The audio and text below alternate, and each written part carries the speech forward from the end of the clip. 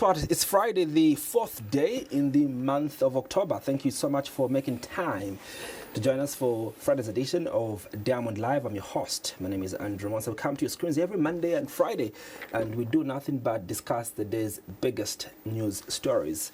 Coming up on the program this evening, Zambia obviously today did commemorate World Teachers' Day under the theme Valuing Teachers' Voices towards the new social contract for education. Now, the event typically observed on the 5th of October was moved to today, as the original date falls on a Saturday. The Ministry of Education has highlighted the government's commitment to addressing the teacher shortage, with 37,718 teachers recruited under President Hakainde Hichilema's leadership. However, the need to recruit more teachers is of necessity, and also the need to build much more schools is a necessity. The reason for why this year's World Teachers' Day is special is because it has been celebrated just coincidentally as Zambia turns 60. What does this mean for this very important sector? Later on, I'll be joined in by Moreta, Zambia. Obviously, the executive director, Dr. Samuel Mbumba, is going to be discussing this issue around the education system. But for now, like always, we start the show with Today in a Snap.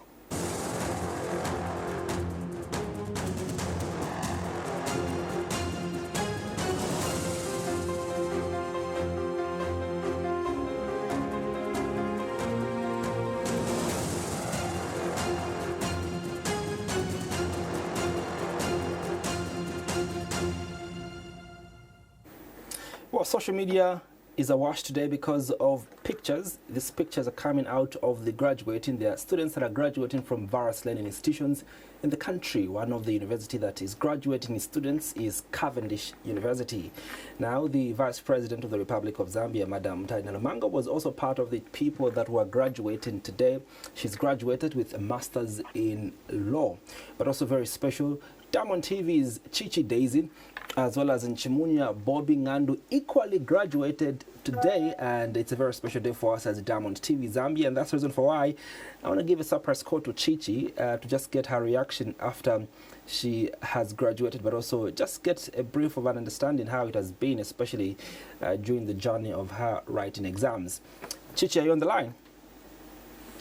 Hi.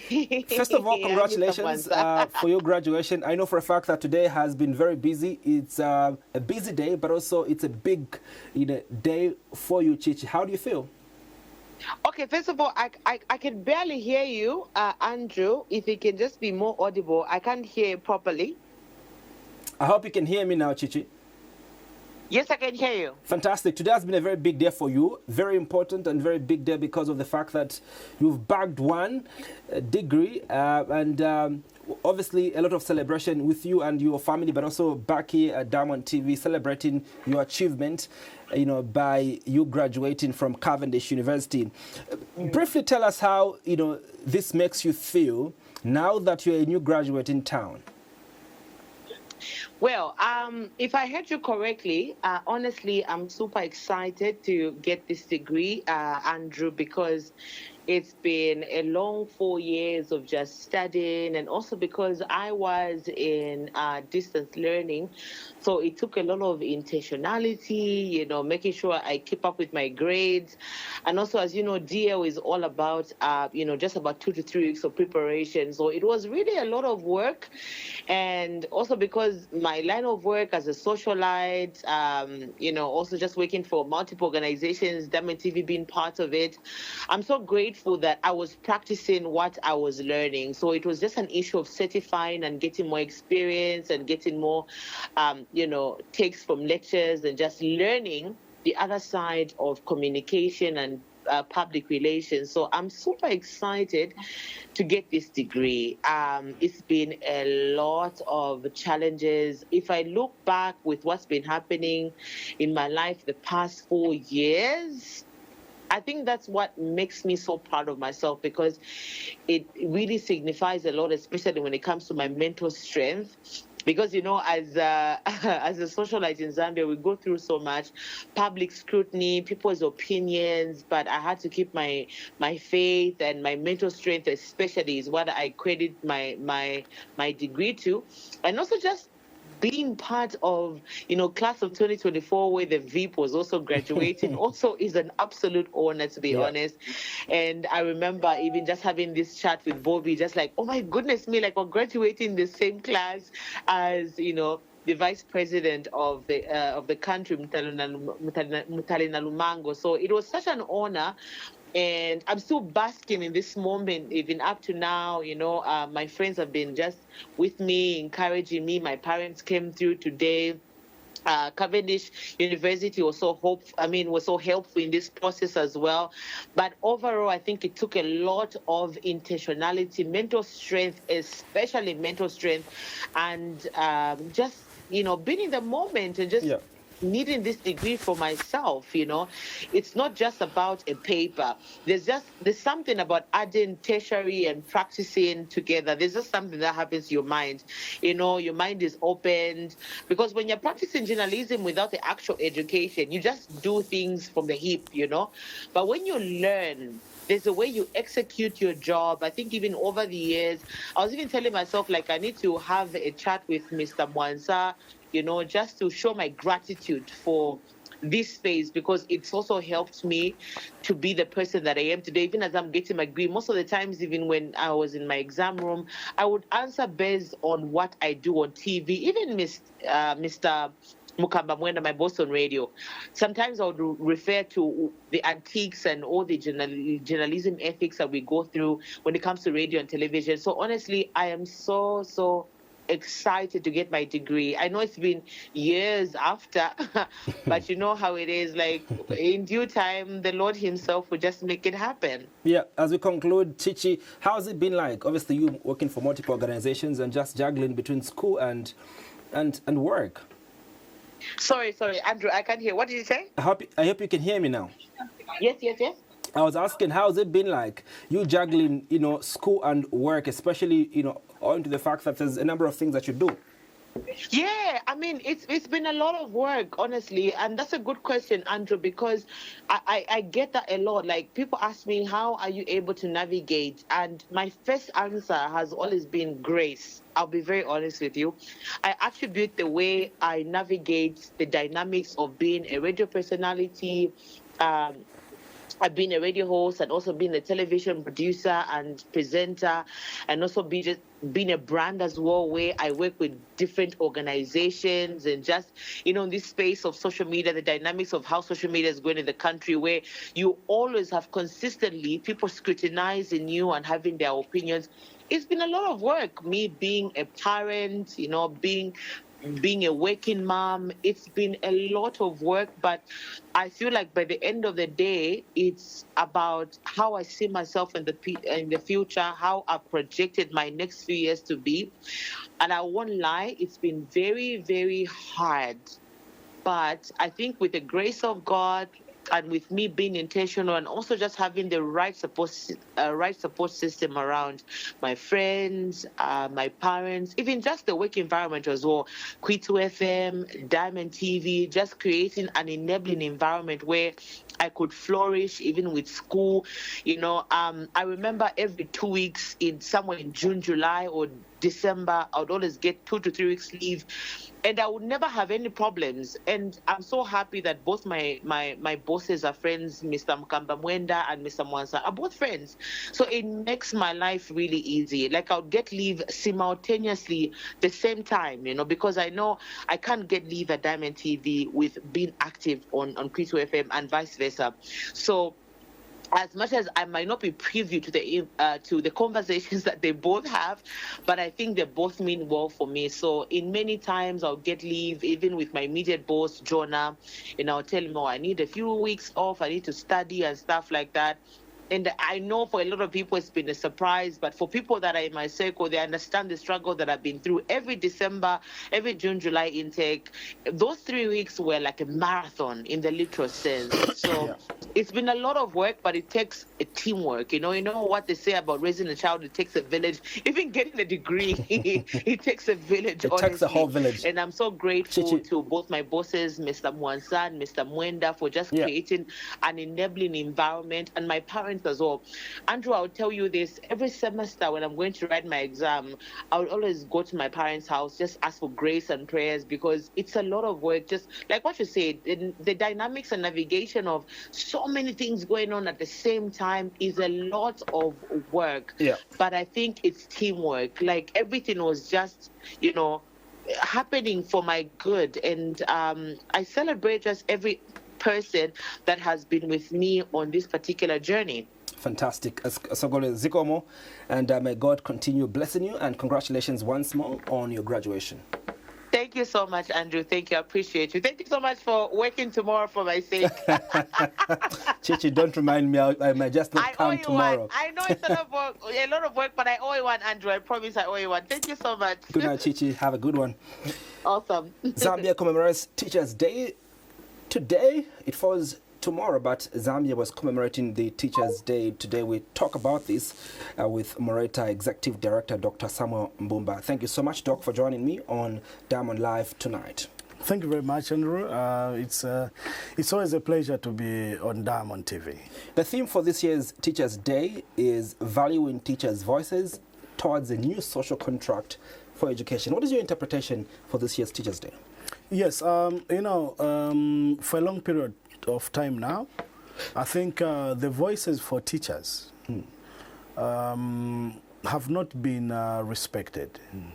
The voices for teachers have not been heard. The voices for teachers have not had any liberty. This theme actually entails that we should be able to appreciate the voices of the teachers and walk along with them, so that we are able to respect whatever that they are saying. As you are aware that the teaching fraternity is one of the cardinal fraternity in the world which produces the nation. And this one is evidence-based, that everyone cannot argue with that point, because everybody is a product of a teacher. And now this teacher who produces the nation and develops the nation, their voices in the past have not been heard. So this theme is timely as we are preparing to make sure that we move the country from the low-income country to a middle-income country by 2030 vision. Yeah. So we can only project that we'll reach there in 2030 with that vision if we allow the people who are educated to actually be heard. Because you see, if you shut up the people who are educated, you are actually doomed.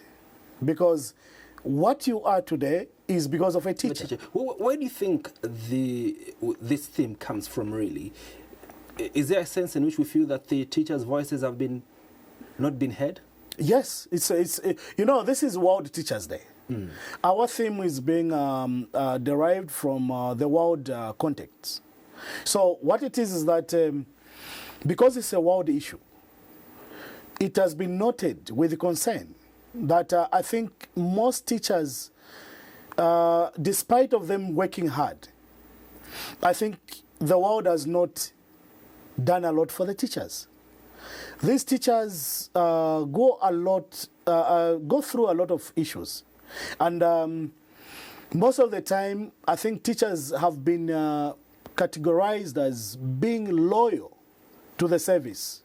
They don't talk. They can complain in the heart. They can suffer with a lot of pain and anguish, but they will never show it up to discredit their employer. So teachers are profession. These are people who have trained and they keep on to their job and they hold on to their job. So I think the world saw it appropriate that this time around, can we allow the teachers' voices to be heard?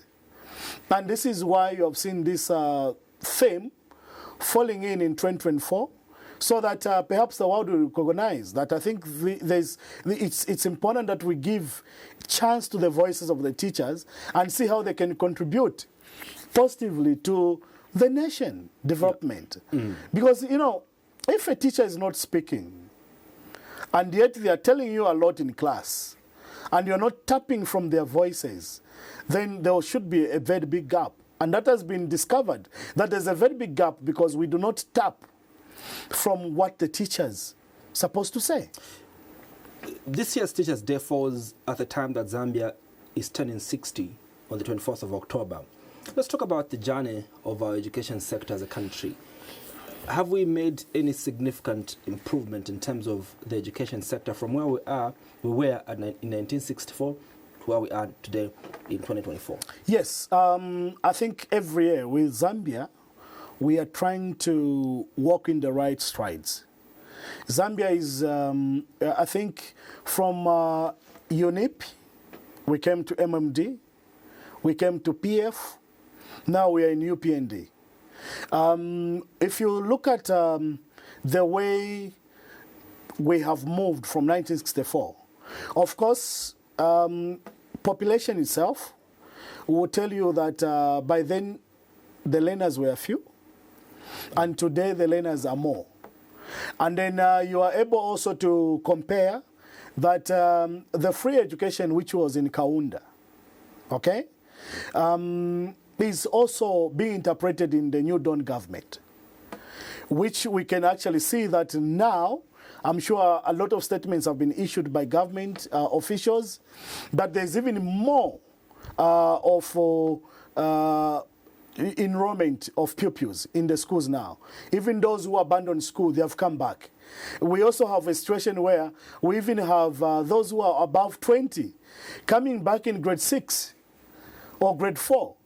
Because they have now seen that I think they can continue with their journey of education. As you are aware that education has no limit. Anyone can attain education, and it's actually one of the basic requirements of a citizen to acquire basic education. So what it is that now there is more improvement, both in enrollment, I think infrastructure, human resource. As you can see that I think the New Dawn government has hit the bang, where we have never seen such a deployment of teachers in the country at once, where you can say we are employing 11,000. Where you say in total in 3 years we are hitting almost close to 40. So this is, I think, it's a right journey that the New Dawn government has taken in terms of respecting education, because they know that it's quite cardinal. Yeah. Yes. So I think we have improved a lot of it. A lot of it: teachers, infrastructure, the desks, the materials, human resource. I think that is an improvement a lot. Yes. What about the curriculum, really? I think one of the biggest issues when the subject of education comes on the table is around the curriculum, and many having to criticize the curriculum that we use in our country, that this is not teaching, our pupils to be, to be their own bosses. It teaches their pupils to work, for employment and them, getting employed. What is your comment on our school curriculum? I know for a fact that there's now conversations obviously around changing the curriculum. Andrew, what it is now is that there are no conversations anymore for changing the curriculum, because the curriculum has been changed. Come 2025, we have the new curriculum. Right now, there are a lot of activities happening behind that in terms of developing the material and also orienting teachers to the new trajectory, which everybody must be geared to actually take on the new curriculum, so that they are able to deliver that which is supposed to be given to the learners. As you are aware that I think from independence, our curriculum has been a white-collar job basis. Yeah. We've been teaching pupils to memorize. We've been teaching pupils to pass the exam. We've been teaching pupils some theories which are not workable in real life situation. And we have been teaching pupils to tell them that when you complete school, you actually have to look for a job. That is white-collar job. Now, as you look at the world today, it has totally changed. I think today now you cannot depend on the white-collar jobs. Today we're supposed to use what we call the blue-collar jobs. The blue-collar jobs empowers you as an individual as you are learning from grade 1 up to whichever stage. You have to be nurtured with your talent. You have to know what you are doing in the school. Because when you complete school, you must be able to be your own boss. This is now a skill-based curriculum. It is a curriculum that is now looking at empowering individuals to graduate from school with the skills so that if you do not get employed, you can employ. This curriculum, though it is not 100% perfect, but I think it is worth appreciating because we are now starting a new trajectory. Indeed. This is where we are able to see practical subjects being highly pronounced in schools.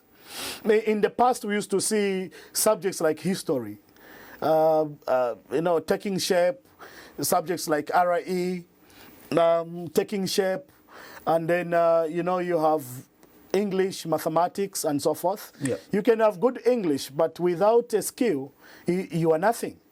So this curriculum now addresses those issues and says, no, why can't we promote woodwork? Why can't we promote plumbing, entrepreneurship, home economics? We do a lot of such skills so that when a learner completes school, is able to find a market already. Yeah. Because these are jobs that are paying now. These are jobs that are paying. Plumbing, bricklaying, tiling, home economics where you have maybe even you're able to come up with your own bakery. Yeah. You're able to come up with your own restaurant. You're able to come up with your own hotel, your own lodge. These are the jobs now that this year, yes. Just from the time that the UPND came into office up until today, they recruited about 37,718 teachers. Yes. Obviously, against a backdrop that we need as a country of over 100,000 teachers. Yes. And obviously, in the background also, we've got about 80,000 trained teachers that are just sitting at home. Yes. As we balloon the civil service with more teachers, let's talk about the conditions of service of these teachers. Are teachers happy with the current conditions of service? This is the reason for Moreta Zambia. That question, actually, you are simply directly poking Moreta Zambia to bring out exactly why we are here. The teachers, despite of them working hard, despite of them being loyal to their work, despite of them serving the nation, I think we have not done a lot for the teachers. We look at other sectors who have been educated by the teachers. You see how they flourish. You can actually tell that everyone, even the learners that we teach, you ask them, what do you want to be? They'll tell you, I want to be a lawyer, I want to be a doctor, I want to be an engineer. And seldomly would you hear the learners mention that I want to be a teacher. It's because I think the teachers who are supposed to be role models in the society have been neglected for some time now. Because these teachers, despite of them educating the nation, we do not have someone out there who can get inspired by the teacher in terms of them being a teacher, wanting to be a teacher. So they look at a teacher as somebody who is a servant, a true servant. If you want a description of a true servant, get it from a teacher. Because anyone else who's a servant out there is better off getting a better pay than a teacher. And so you find that the teachers go through a lot of things. Accommodation issues. Pathetic. You actually find that you have housing allowance, which that housing allowance in a town, it doesn't mean anything. In the rural, it means something, but there's no accommodation. Because there are few houses built in the rural. So you find a teacher has money, but can't rent. because there are no houses available. You come to a teacher in town. A teacher has money, but that money is not enough to rent a house in town. So are you seeing that? So as Morata, we are saying, let the government, I think, study or do head count of the teachers in town and rural, and then give them housing allowance that is according to their environmental situation. You cannot pay housing allowance equally in the same salary scale with the person in the village and the person who's in the town. Obviously, the one in the village will be able to find something to rent and even live, even have something to save through the housing allowance. But the one in town has to go and borrow again to top up what you're giving them.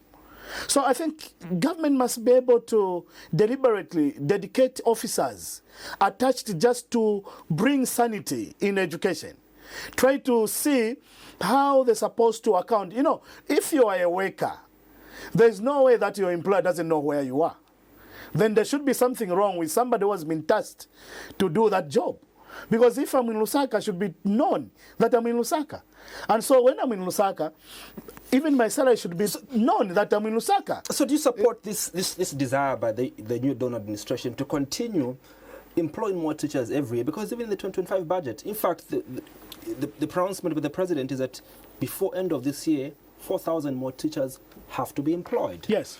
Against the backdrop of these living conditions of these teachers not being so good. And so, as Morata, are you in support of the fact that this administration has continued employing teachers whose living conditions are not good? Yes, very much in support. You see, we need more. As you're aware, we still have a very big shortage of teachers in this country. Because in the past regimes, the deployment of teachers was not happening like what is happening now. If they were employing the way the New Dawn government is employing, by now we could have, I think, reached a saturation point where we are going to have a proper ratio of teacher to pupil. What's the current ratio? The current ratio of teacher to pupil is actually hitting on average 1 to 80. 1 to 80 learners. Whereby even if, you know, the period is just about 40 period or 35, 40. And so for me to mark the books for 80 learners, that's a joke. You can't. Unless maybe I've given them one question. And then without reading more of what they have written, I'll just peruse through and start marking. That's when I can afford within the period. Do you think the problem has been worsened by the introduction of free education? That is not a problem. That's how it's supposed to be. As we are saying that one of the basic rights of every citizen is the right to education. So actually, it's not a problem. Don't you think you need to first fix No, the problem is not the enrollment. The problem is that we had not had people to plan adequately to absorb such learners vis-a-vis the teachers who are supposed to handle them. Because now we can see from the way the New Dawn government is bringing aboard the teachers into employment. Actually, we'll tell you that there's a shortage of teachers. So if these teachers were employed in the past, like what is happening, and that is a point of emphasis, the learners by now, the ratio is going to be reduced. It was going to be narrowed. So what is happening now is that the problem is not the enrollment. The problem is the people we have been having in the education authority. I think they have not been planning well, where they're supposed to have more schools to absorb more learners. Their focus was totally different from the way it is now. And so now it's being revealed that we don't have much accommodation of the classroom space. And that's why they are highly populated, and the teacher now ratio is 1 to 8, somewhere there.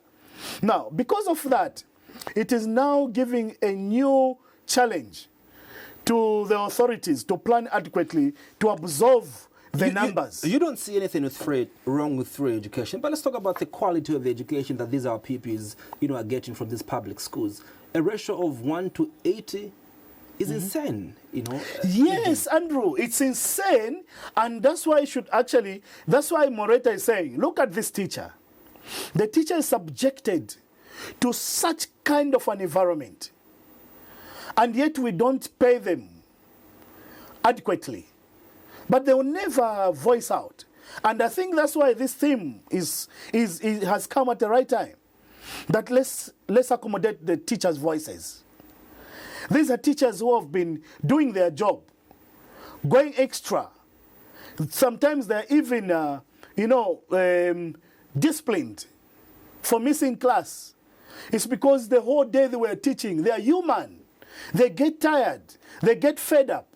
And so because of that, they'll keep on with the intrinsic motivation, not extrinsic.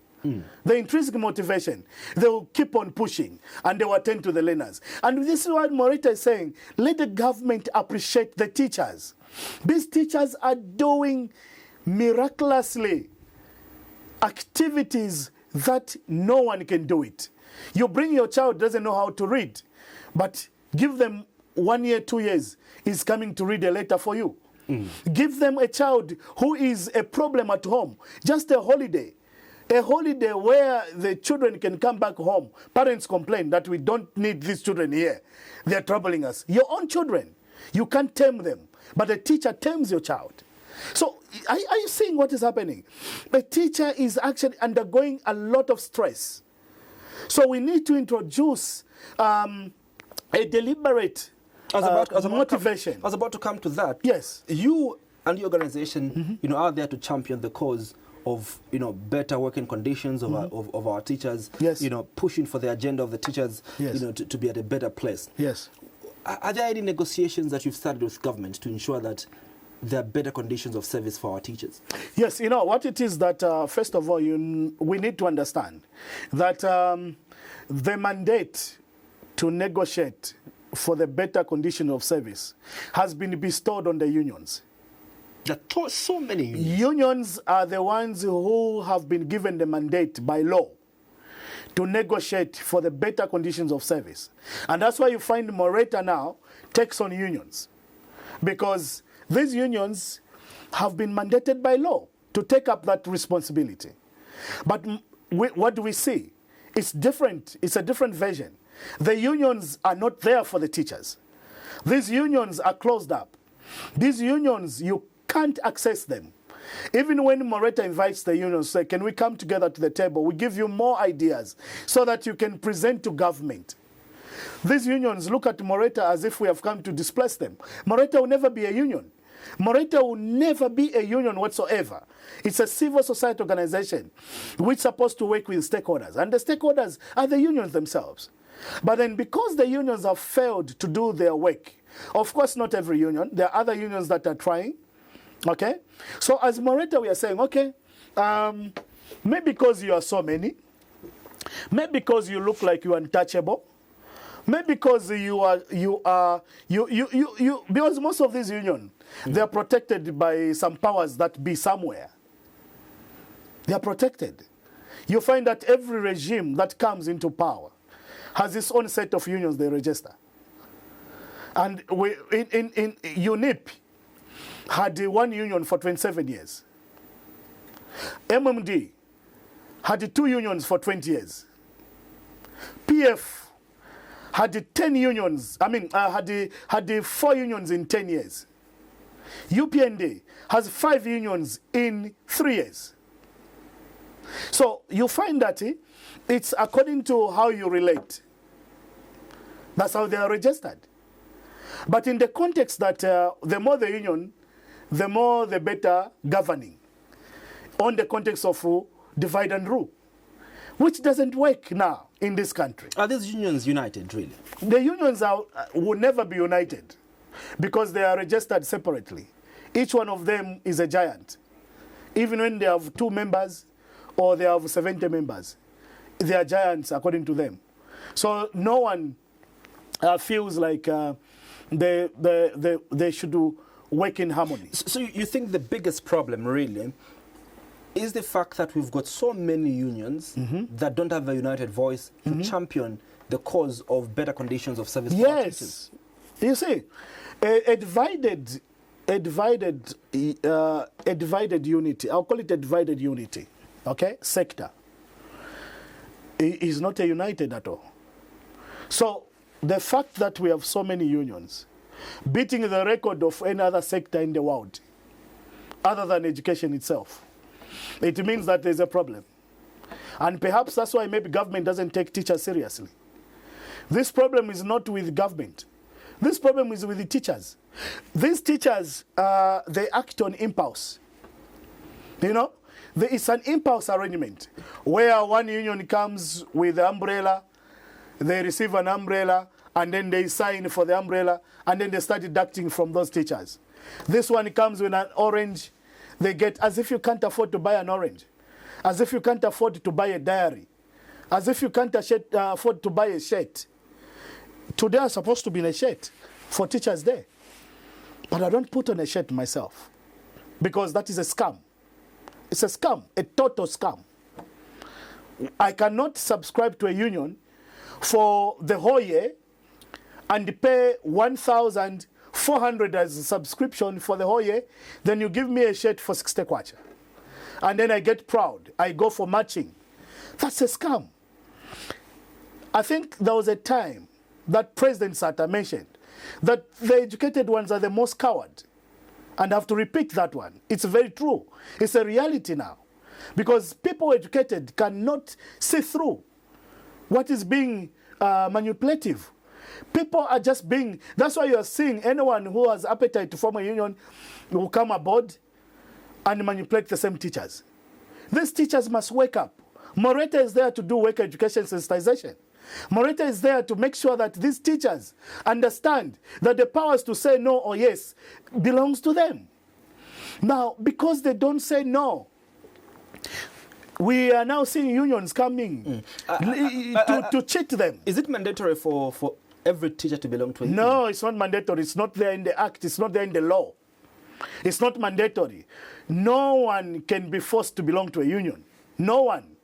If there's anyone who's aggrieved by this statement that Moreta is issuing, let them give us where it is written, because we have read books. We have read books of law. We have studied everything. There's nowhere where it says a teacher is a mandate to belong to a union. There's nowhere. And so that's why you find the unions are now connive with the PEMIC end users.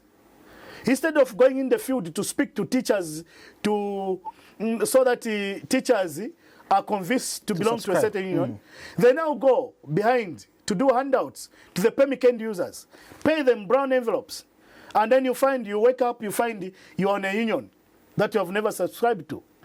And this issue, Moreta has brought these issues to the attention of government. The PEMIC is aware. Government is aware. Minister of Education is aware. What is government and the ministry saying? Yes. What are they saying? No, of course, we speak with evidence. Moreta is a research-based organization. That's why whatever we speak, if there's somebody out there who has a counter-reaction, let them bring it on. They fail to challenge Moreta because for us, what we say is real. What we say is research-based. We have got evidence. What has been the position of government, obviously, over some of these issues that you've been bringing on the table? Over how fragmented the sector is in terms of having so many unions. Have you had conversations with government? And if you've had conversations with government, what are they saying? Yes, you see, that law, the problem with it is that it is actually anchored on the main constitution of the country. Where there's freedom of assembly, association, and those freedoms. That's why we find even churches being registered as many as they are. It's political parties being registered as many as they could do. Even the unions, they are four in the same category. So when you change the law on restricting the unions, you are actually changing the same law which restricts the political party formation, which restricts the registration of churches. So it's the same law. So that's why you find that it's quite hard to tune or to tame the registration of unions. So we have spoken to government, and we have, through the Labour Commission, yes, we have said, but why is it like this? But then you find that the law is clear. it allows the formation of unions. How would you describe the relationship that you share with some of these unions? What it is that with these unions, they don't like Moreta, especially those that have come through the back door, especially the unions that came into existence because they wanted money. Because of the unions that came into existence because they just wanted to manipulate individuals. So when Moreta comes in, it comes in like a gospel, somebody who's preaching gospel that you have to repent. And, you know, it's very, very difficult for a sinner to listen to such a word because they will term you as the same human being like another. So they'll say, why are you telling us this? Because their interest is manipulative. Their interest is evil. But there are some unions that have bought into Moreta's vision. And those unions are working hand in hand with Moreta. And we are able to submit to those unions. And the union is able to consult Moreta. I think those are the unions that we feel that they mean well because they have nothing to hide. But the majority of the unions don't want even to hear the name Moreta. It's because, one, there's no financial report. They don't give financial report to the teachers. From the time the union was formed up to today, teachers don't know how much comes in and how it is spent. There is no employer improvement in terms of giving them help in one or the other. There's only just one union or two that is able to help the teachers. The rest, nothing. These unions, when we talk about unions, union is about service for the workers. Unions are the servants of the bosses, and the bosses are the employees. And so these unions now, when they get enriched with the people's money, they go a war. They are not seen. As we speak now, some unions have not even distributed T-shirts. A mere T-shirt for 60 kwacha. Today, when we are going around from Chongwe, Lusaka, Chilanga, Kafiwe, we are going around interacting with the teachers in different points. I know everyone is complaining. One of the things that you highlighted as part of the conditions of service that ought to be looked into by government is issues of housing allowance. Yes. It must be based on context of where this an environment where this teacher is based on. Yes. What other specific interventions or other specific targets or other specific issues that you'd like government to address in terms of improving the living conditions and the teaching conditions of our teachers? Andrew, that's a good one. You see, we want government, before they employ the new teachers, what Moreta is saying is that there have been a lot of cry out there for the in-service teachers who have not been upgraded. So many people have attained higher qualifications so that they do their job well. And you know, when you have attained a higher qualification, it means you know better. And if you know better, you can handle better. You can work better because you have been enlightened. Your horizon thinking is enlightened. And so the employer is supposed to guard you jealously, because you have attained a higher qualification. Chichi is there talking about that. Today she has gotten her diploma. Her degree. It means that it's value addition. So a person who has value addition must be guarded jealously. So what we are saying is that because upgrade issues, we don't have PEMIC IDs. These PEMIC IDs are the slots that are gazetted for somebody to get a salary. Okay, so those are notches, like they are salary scales, okay, which attract a certain payment for a salary in that scale. So we have so many who are not upgraded because there are no PEMIC vacancies. Now those PEMIC vacancies are the ones that government says we are still looking around, and when we find, we upgrade you. Now when they are deploying, when they are recruiting new teachers, every new recruitment has got a set of its own PEMIC vacancy that allows the teachers to fall in nicely and get their salary.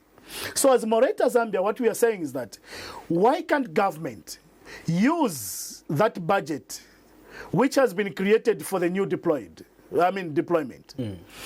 To use it now to upgrade the in-service teachers and deploy teachers, whether they have degree or diploma, deploy them to first of all begin from a lower salary notch so that you can motivate the in-service.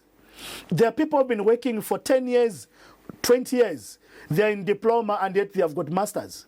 And then this new teacher, because they are lucky that at the time they are being deployed, there's a PEMIC vacancy for them which is created, they now get more than the person who has been working for long. You know, seniority has only two things there. Seniority is by pay.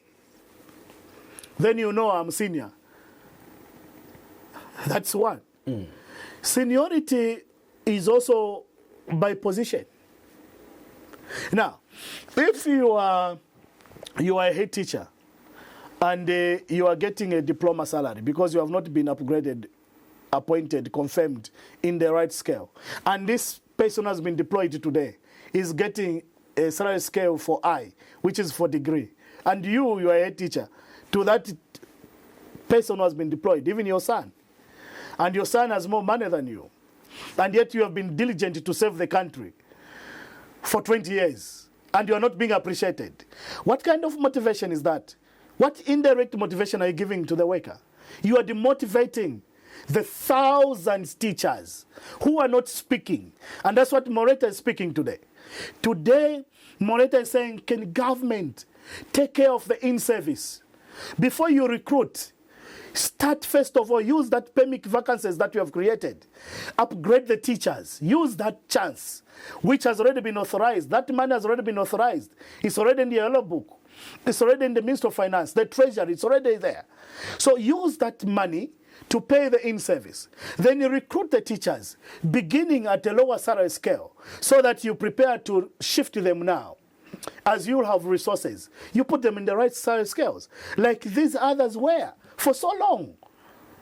I don't see the logic here. And so government must rethink this employment of more teachers before that is done. Yes.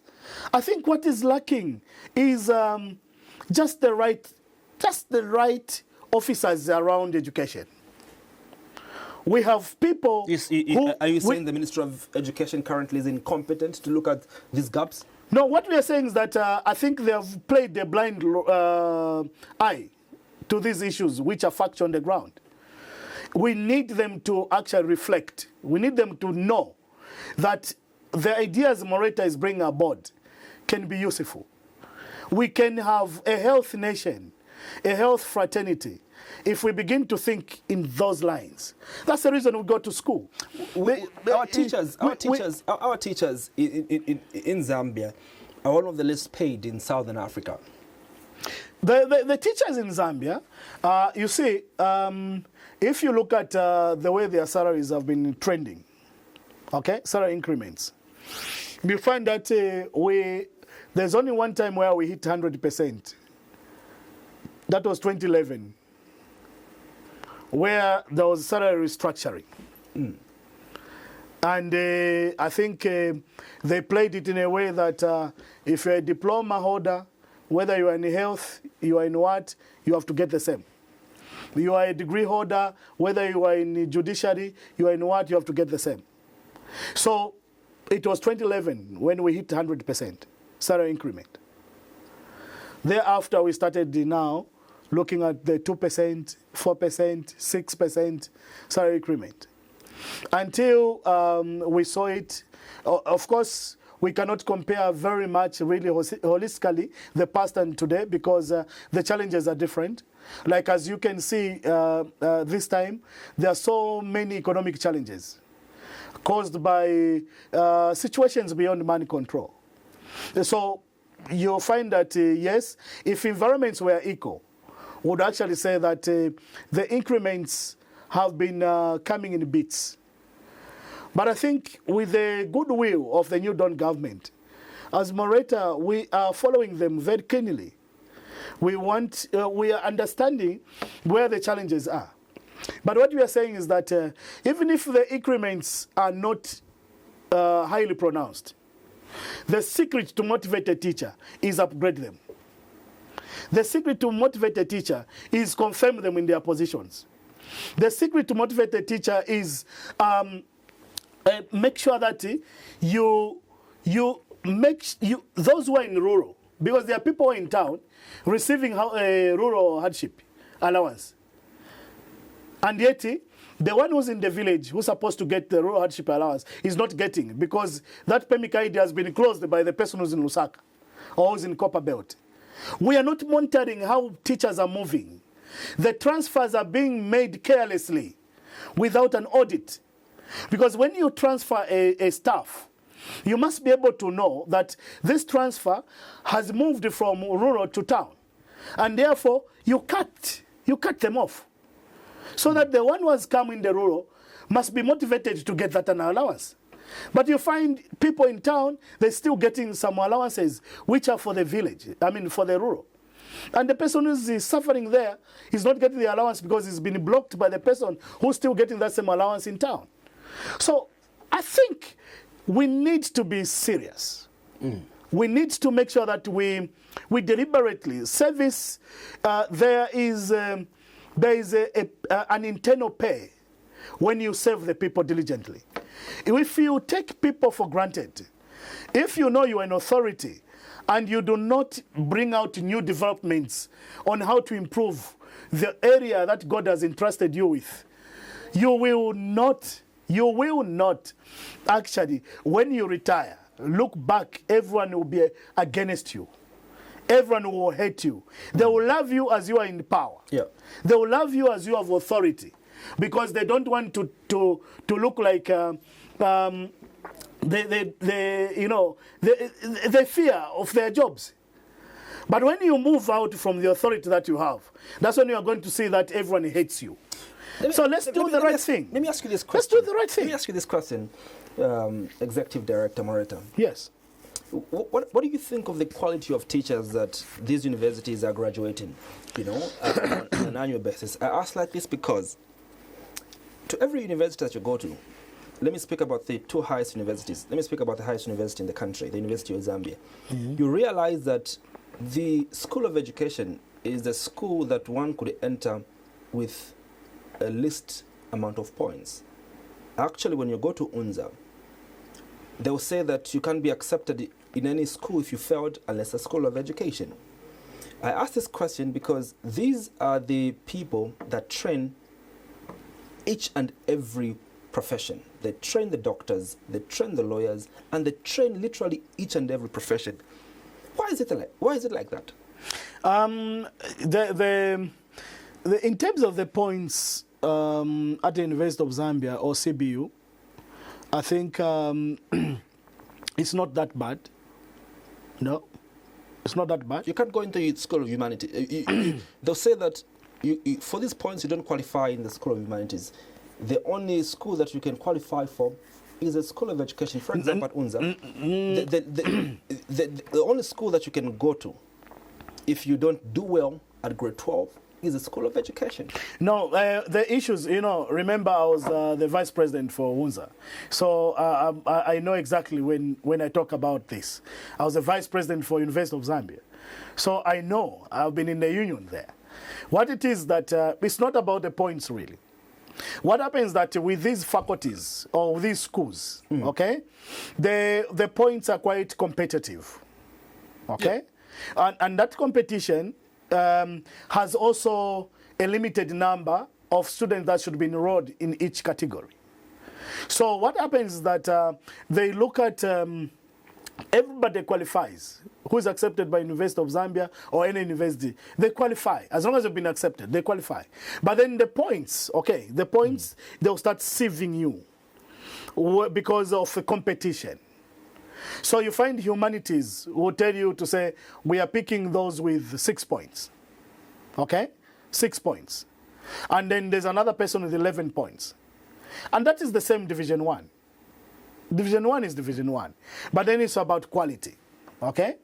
So why they are picking the 6 points? Because the staff that is being introduced in that school, okay, is most likely to bruise you if at all you are not psychologically ready, if your results are weak. But that doesn't mean that you have not made it. No. The School of Education doesn't mean that it's those people with the higher points who are picked in education so that they are able to... No. It's not like that.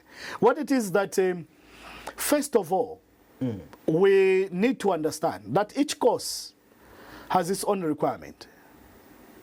And whichever course you choose, you cannot compete with the other course because the other course is different from yours. So that doesn't mean you are weak or this one is strong.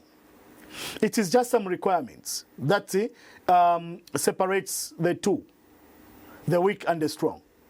But otherwise, as long as you have been accepted, it means you qualify.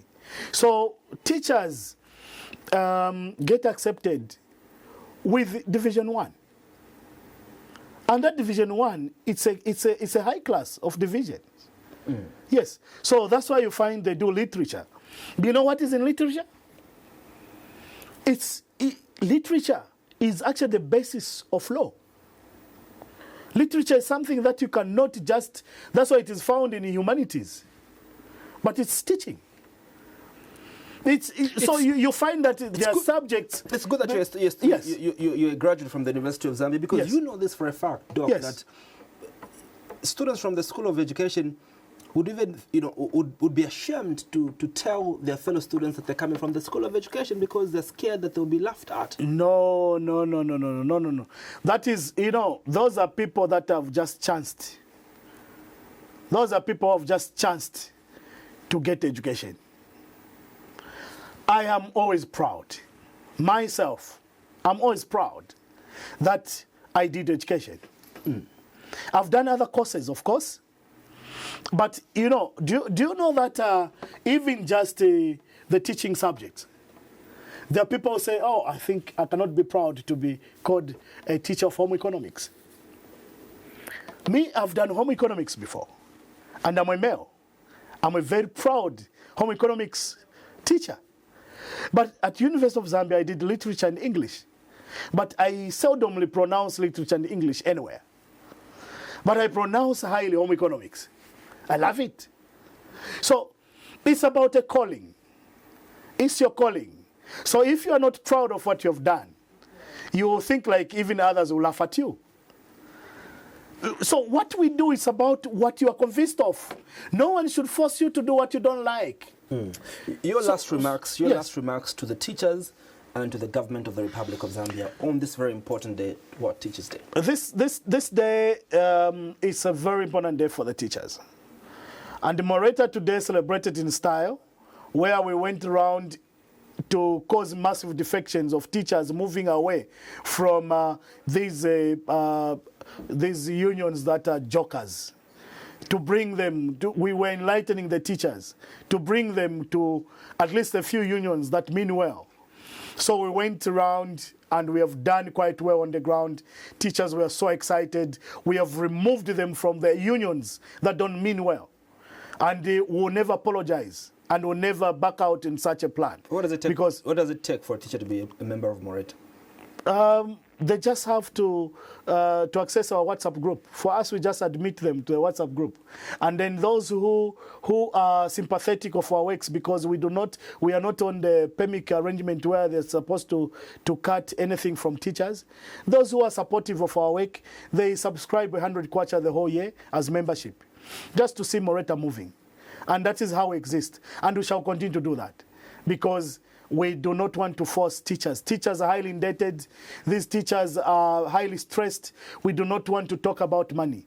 We have given ourselves to service. We have given ourselves totally on voluntary to make sure that we liberate our fellow teachers. And this is a call that we know we will not be paid today. But there will be one day we shall be jubilant to see teachers out of these shackles. I think this is what makes Moreta remain committed, because there's happiness to see others happy. And then to government, we are saying that deliberately, monitor your staff that you have. Who loves the work and who doesn't love the work? Government means well. It is doing everything possible. But I think there are some people down there who are not doing the work, who are not called to serve. And those are the ones who are tormenting the teachers. If we begin to check them one by one, we are calling upon government to check their staff. There are people in authority that they have put in place. Who means when and who doesn't mean well. There are people who are blocking the progress of government, and yet they put on a jacket of government. There are people who are blocking the progress of the workers, and they are causing the workers not to put in the 100% energy. So I think government should look out for the people who they have entrusted with authority. There are people who mean well and others who don't mean well. Dr. Samuel Mbumba, Commemorates Zambia Executive Director, thank you so much for making time to speak to the Zambians and specifically the teachers across the country. Thank you very much. Thank you very much, Andrew. We are grateful to Diamond TV. We are so much grateful. May God bless Diamond TV, and may the teachers be protected by the hand of God, even as we go through all these challenges. But we know one day to be well. Happy Teachers Day to all the teachers across the country. On behalf of the entire production crew, thank you so much for watching. See you again on Monday at exactly 21:15 Zambian time.